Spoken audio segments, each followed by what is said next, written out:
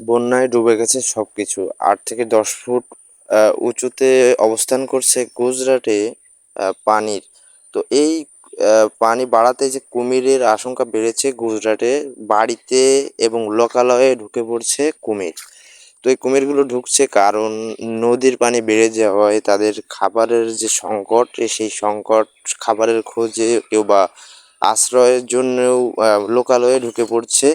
এবং দেখা যাচ্ছে বাড়ির ভেতরে, আঙ্গিনায় এবং ছাদের উপরে বিভিন্ন স্থানে কিন্তু এই কুমিরগুলো বসবাস করতেছে।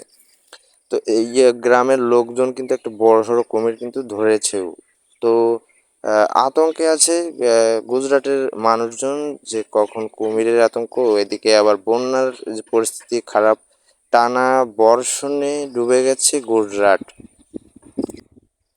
ভারত সবকটি ফারাক্কা বাঁধ খুলে দেওয়ায় নিজেরাই বিপদে। তো সেজন্যই গুজরাটকে এখন ডুবতে হচ্ছে। এবং এই যে ভয়ঙ্কর যেসব জীবজন্তু, এগুলো কিন্তু এই নদী সাগর থেকে উপকূলীয় এলাকায় বা আপনার স্টেটগুলোতে আসতে